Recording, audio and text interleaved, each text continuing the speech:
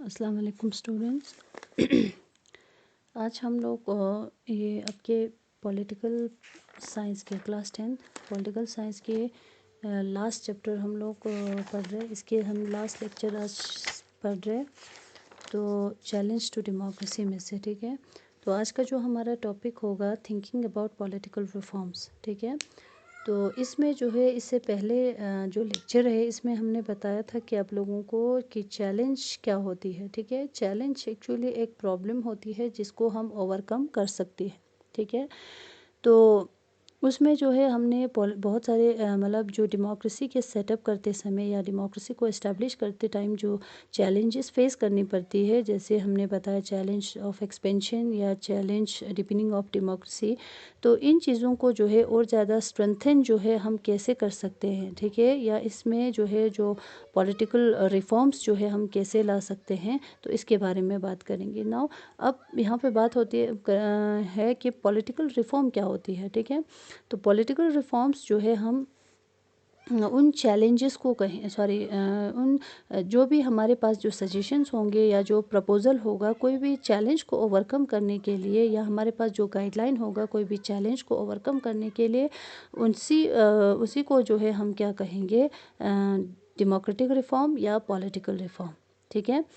तो अब हमारे पास जो है कोई भी पॉलिटिकल रिफॉर्म्स लाने के लिए हमारे पास एक स्पेसिफिक लिस्ट नहीं होते हैं, क्योंकि ये हर कॉन्टेक्स्ट में, यानी जैसे फॉर एग्जांपल यूएस में अलग डेमोक्रेटिक चैलेंजेस उनको फेस करने पड़ते हैं, या मिसाल अफ्रीका में हो या कोई भी डेमोक्रेटिक कंट्री हो जिसमें जो है अलग अलग कॉन्टेक्स्ट में अलग अलग सिचुएशंस होती है, अलग अलग चैलेंजेस होती है जिनको फेस करने पड़ते हैं, ठीक है।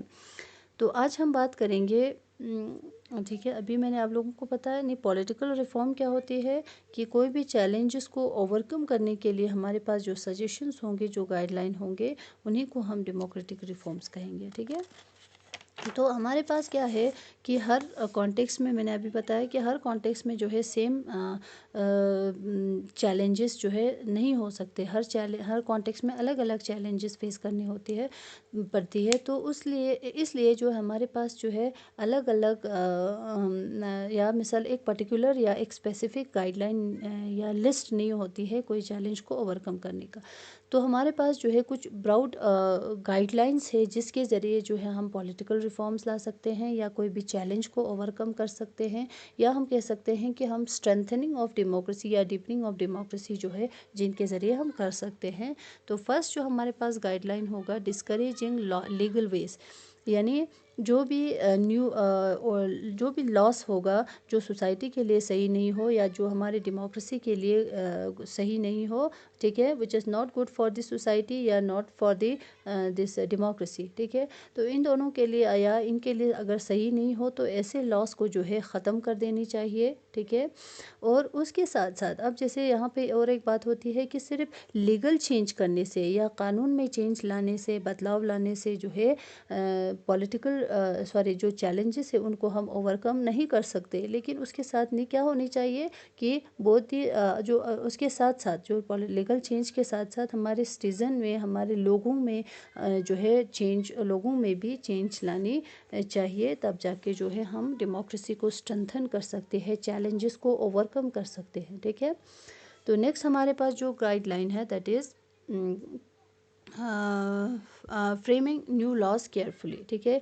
नेक्स्ट जो गाइडलाइन है, हमें ऐसे लॉस बनानी चाहिए जो सोसाइटी के लिए सही हो, या डेमोक्रेसी को स्ट्रेंथन करने के लिए हेल्प करे, या डेमोक्रेसी को स्ट्रेंथन करने में मदद करे। ऐसे लॉस हमें बनाने की ज़रूरत है।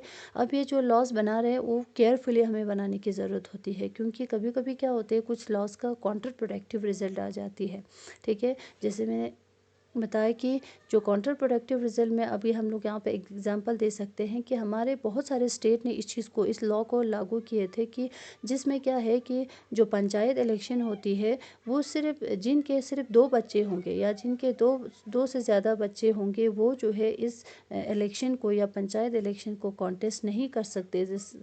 ऐसे एक लॉ जो है इन्होंने बनाया था, ठीक है।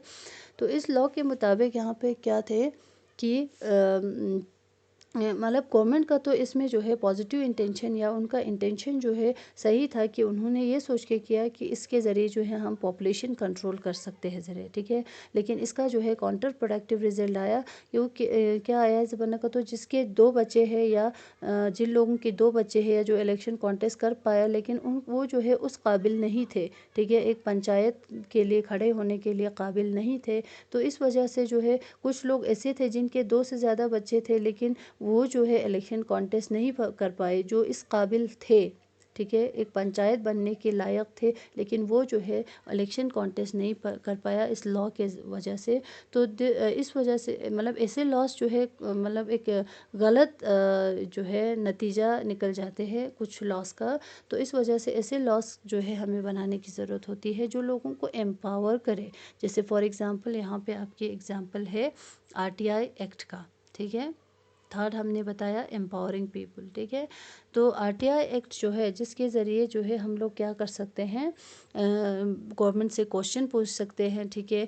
गवर्नमेंट के कोई भी अगर डॉक्यूमेंट हो उसकी कॉपीज़, डॉक्यूमेंट के जो है कॉपीज़ भी हम लोग ले सकते हैं, या गवर्नमेंट के जो काम है या गवर्नमेंट के जो प्रोसीजर्स है उनमें जो है हम इंस्पेक्ट भी कर सकते हैं या जांच भी कर सकते हैं थ्रू दिस RTI एक्ट।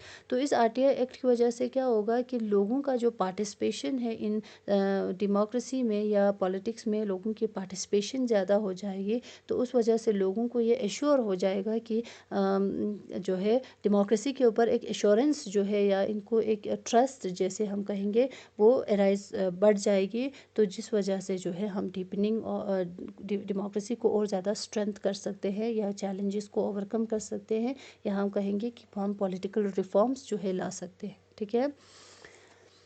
तो उसके साथ साथ जो नेक्स्ट हमारे पास जो चैलेंज है, नेक्स्ट चैलेंज हमारे पास क्या है कि हम जो है क्या कर सकते हैं कि नेक्स्ट जो चैलेंज हमारे पास है यहाँ पे कि हमारे जो पॉलिटिकल प्रैक्टिसेस है या डेमोक्रेटिक प्रैक्टिस है उनको जो है हमें क्या करने की ज़रूरत है, स्ट्रेंथन करने की ज़रूरत है। जैसे फॉर एग्जांपल कि जो participation of citizen in decision making, इस एग्जांपल के ज़रिए मतलब इसमें हम क्या देखते हैं कि लोगों की जो पार्टिसिपेशन है डिसीजन मेकिंग में वो ज़्यादा से ज़्यादा हो जाएगी, या वो उसमें जो है उस क्वालिटी को अगर हम इम्प्रूव करेंगे, लोगों की पार्टिसिपेशन की जो क्वालिटी है उसमें अगर हम इम्प्रूवमेंट लाएंगे, उसको मतलब बढ़ाएंगे, तो उस वजह से क्या होगा, लोगों की पार्टिसिपेशन ज़्यादा से ज़्यादा होगा। जितना ज़्यादा से ज़्यादा लोगों का पार्टिसिपेशन होगा, एज आई सेड बिफोर कि इससे क्या होगा कि लोगों का जो ट्रस्ट है डेमोक्रेसी के ऊपर वो बढ़ जाएगी। तो इसकी वजह से जो है डेमोक्रेसी भी दिन ब दिन एक मतलब स्ट्रेंथन हो जाएगी डेमोक्रेसी भी, ठीक है।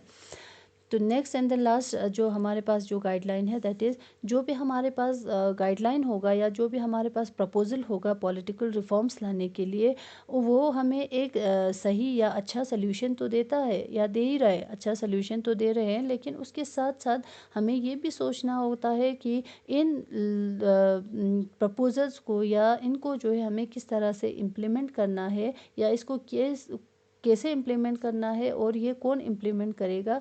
इस चीज़ को जो है हमें यहाँ पे देखने की ज़रूरत होती है, मतलब सोचने की हमें ज़रूरत होती है, यहाँ पे हमें ये चीज़ भी देखनी होती है, ठीक है। तो this was all about this topic.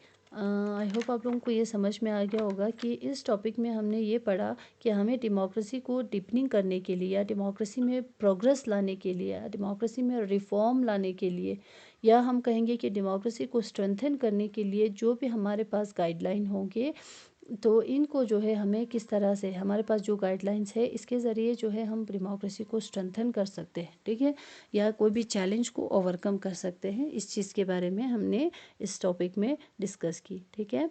तो यहाँ पे हमारा ये टॉपिक जो है ख़त्म हो जाते हैं। तो ये चैप्टर भी यहाँ पे ख़त्म हो जाते हैं। इसमें लास्ट में थोड़ा सा आपको ये क्या है, रीडिफाइनिंग डेमोक्रेसी, तो इसको आप लोग थोड़ा सा बुक से भी आप लोग रीड कर सकते हैं। ये बहुत इजी है, इसको आप लोग रीड कर लेना, ठीक है। Thank you.